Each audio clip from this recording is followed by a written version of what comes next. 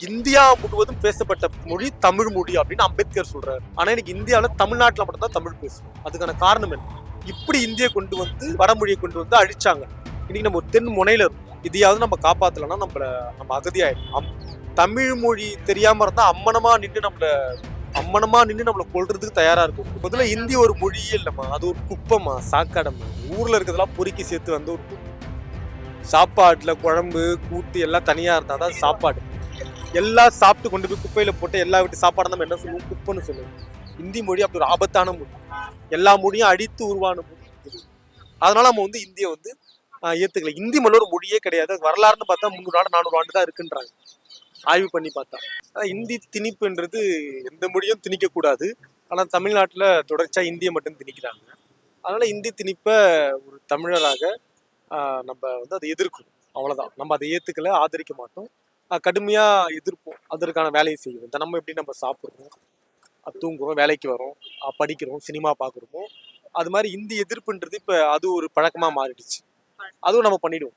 தினமும் 1 மணி நேரம் இந்தி எதிர்ப்புக்குன்னு ஒதுக்கி எதிர்க்க வேண்டியது. தமிழ்நாட்டில் இந்தி கட்டாயம் அப்படின்னு சொல்ல முடியாது. சொல்லக்கூடியவங்க யாராக இருந்தாலும் அதுக்கு அவங்க கொடுக்கக்கூடிய விலை வந்து ரொம்ப அதிகபட்சமா இருக்கும். ஆனா ஜெயிக்க போட்டு என்னமோ நம்ம தான். ஆனா நம்ம வந்து நம்மளுடைய உடலில் நெருப்பை எரித்து இந்த தமிழுக்காக மாண்டவர்கள்லாம் தமிழ்நாட்டில் இருக்காங்க. உலகிலேயே ஒரு மொழிக்காக தீ குளிக்கிறவங்கலாம் வந்து யாரும் கிடையாது. தமிழ்நாட்டில் மட்டும் தான் நடந்திருக்கு. அப்படிப்பட்டவங்களுடைய வாரிசாக நான் இருக்கேன், நீங்க இருக்கீங்க, அவர் இருக்காரு. நம்ம விட்டுருவோமா? கோயில் கருவறையில வந்து சமஸ்கிருதம் இருப்பதற்கான காரணம் வந்து கோவில் கருவறைக்குள்ள பூஜை பண்ணக்கூடியவர்கள், அதாவது கோயிலுக்குள்ள பூஜை பண்றாங்க இல்லையா, அவங்க வந்து பிராமணர்கள் தான் இருக்காங்க. பெரும்பாலும் பிராமணர்களுடைய தாய்மொழி வந்து சமஸ்கிருதம். அதனால அவங்க சமஸ்கிருதத்துல பண்றாங்க. அது வந்து சரி, பிராமணர்களுடைய மொழின்றதுனால அவங்க பண்றாங்க. இனமானம் உள்ள தமிழ் உணர்வு உள்ள தமிழ் ரத்தம் ஓடுது, நான் தமிழன் தான் அப்படின்னு ஒத்துக்கிறவன் ஒருத்தர் இருப்பான். சூடு சொர்ணம் உள்ள தமிழ் அந்த இடத்துக்கு உள்ள போனானா அவன் தமிழ்ல அர்ச்சனை பண்ணுவான்.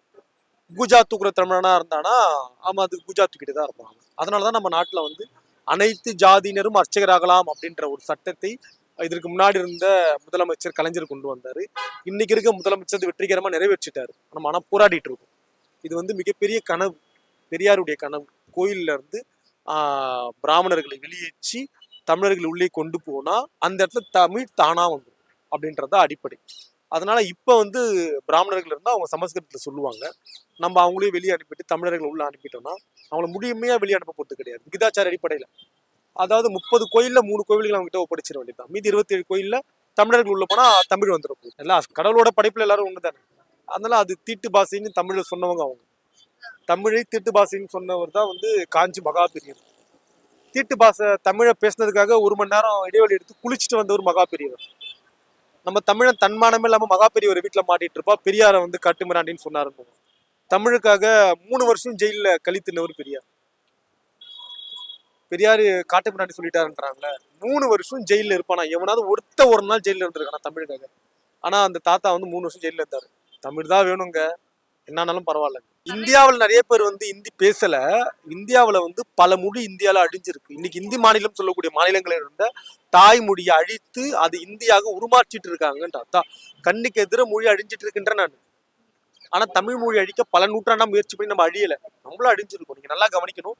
இந்தியா முழுவதும் பேசப்பட்ட மொழி தமிழ் மொழி அப்படின்னு அம்பேத்கர் சொல்றாரு. ஆனா இன்னைக்கு இந்தியாவில தமிழ்நாட்டில் மட்டும்தான் தமிழ் பேசுவோம். அதுக்கான காரணம் என்ன? இப்படி இந்தியை கொண்டு வந்து வடமொழியை கொண்டு வந்து அழிச்சாங்க. இன்னைக்கு நம்ம ஒரு தென் முனையில இருக்கும். இதையாவது நம்ம காப்பாத்தலன்னா நம்ம அகதியாயிடும்.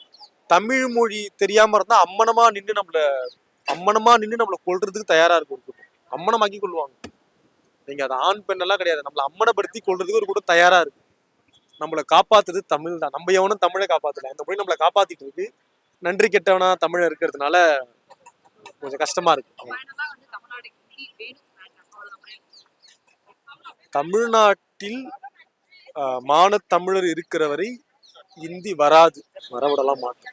அப்படி கட்டாயன்ற வார்த்தை தவறு. உங்ககிட்ட சாப்பாடு கொடுத்தா நீங்கள் சாப்பிடுவீங்க, ஆனால் அதே வாயில் ஊட்டினாக்க என்ன கீழே துப்பிடுவீங்க. ஆக கட்டாயன்ற வார்த்தை தவறு. கட்டாயத்தை என்ன செய்ய முடியும்னு சொன்னாக்கா, மொழியை காப்பாற்ற தாய்மொழியை காப்பாற்றலாம். அதை வந்து கட்டாயம் கூட தேவையில்லை. புரியுதுங்களா? எதையும் கட்டாயப்படுத்த வேண்டிய அவசியம் இல்லை. இந்திய வந்து விரும்பிய தமிழ்நாட்டில் நிறைய பேர் படிக்கிறாங்க.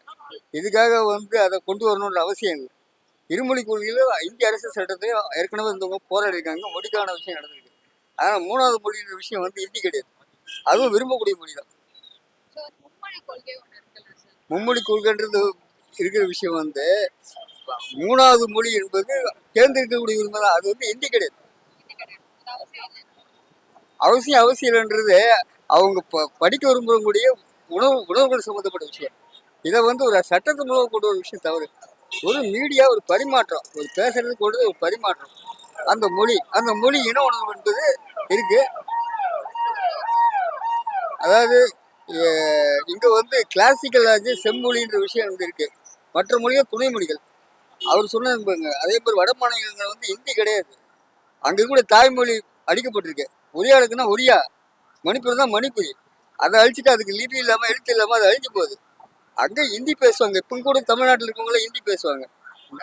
ரெண்டாவது விஷயம் என்னன்னாக்கா, நீங்க எந்த மொழியும் கத்துக்கணும் வந்து இங்க வரல ஹிந்திக்காரன்.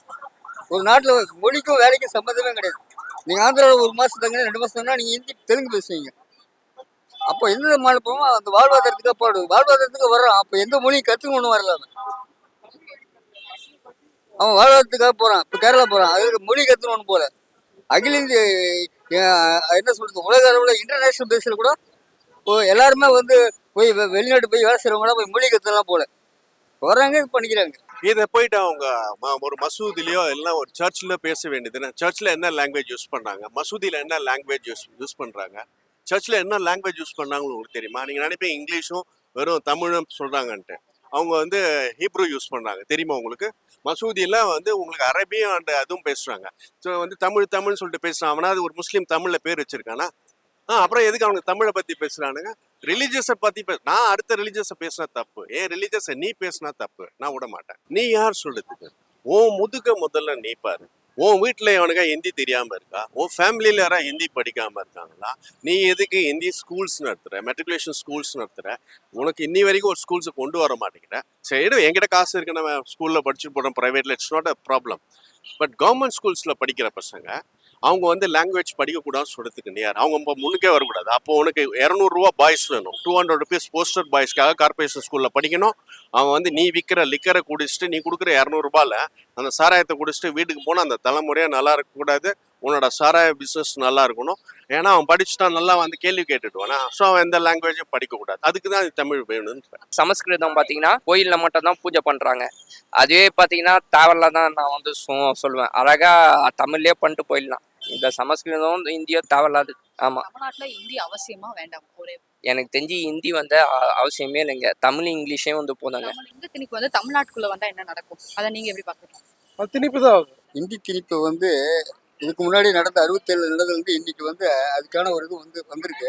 திணிப்பு எதுக்கும், மொழி எதுக்கு? தமிழ்நாட்டுக்கு ஹிந்தி தேவையா வேண்டாமா? தமிழ்நாடு ஹிந்தி தேவையில்ல. தமிழ்நாடுன்னு இருக்கும்போது தமிழ் தான் தேவை. நமக்கு தாய்மொழி தமிழ். தமிழுக்கு அப்புறம் ஹிந்தி வேணுமா அப்படின்னா சரியில்லையே.